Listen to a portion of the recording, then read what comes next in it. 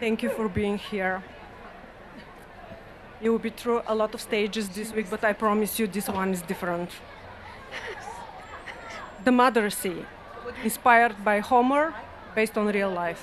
That's my presentation, but I'm the last one. Think in Mimus, not of that wandering man who took 10 years to find the way back and expected a parade. Think of her, the one who ran the pitch and trained the Gen Z team and never missed a deadline. Think of the woman who crossed the oldest threshold known to human life and came back. So changed, so sharp, that the agency trembled. Or should have, it didn't, but that's the story.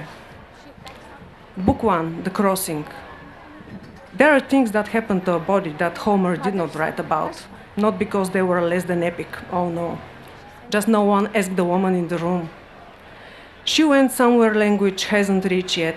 Pain broke her open. What emerged was older, wider, wilder. And she came out the other side completely, utterly unprepared. Seriously, why does nobody tell you about postpartum? Book 2, The Monsters, because every real hero must face the real monster. Let me introduce you to the Cyclope. His name is not a man's name. His name is the system. His name is, that's just how it is. His name is the pay rise I didn't get the year I had a baby, or the next one either, and my colleague got it the year he became father. I drove a stake through that eye. I called it out in the room. They called me difficult. But that's not all. Have you met the sirens and their songs? You can't handle it. You can't. Something always suffers. I could never leave my child like that. I don't know how you do it. Said like an accusation dressed up as a compliment. And underneath all of it, a voice that was mine. What if I'm too much and not enough, simultaneously, forever? But she kept rowing. Book 3, The Underworld, in which the hero faces a sleep deprivation that neither Odysseus nor Matt Damon could survive. I left myself one night somewhere around 2 a.m. between the third and the fourth night feed. I didn't notice I was gone at first. Sailed away, the mothership. That's what I become, not a woman, a vessel, functional, load-bearing, essentially the way that walls are essential, but nobody thanks the walls. I was the infrastructure, and infrastructure, oh my sweet innocent muse, is only noticed when it fails. But I didn't. Book 4, The Suitors. When Rosie Fingered Down brought the day of her return, she came back to the agency to find that the suitors had grown very comfortable. She stood in the doorway and she looked at them feasting in her hall. They were not expecting her back quite so entirely. There is a moment in every return when people need to know, do you still have it? Are you the woman who covered 2 senior and 1 junior positions, or some lesser, softer version, distracted, divided? Are you still hungry?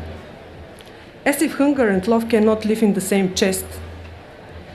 And they don't ask all these questions out loud. No, they ask with a brief that is either too small or too difficult, depending on which kind of doubt they have. She picked up the brief. She had strung the bow.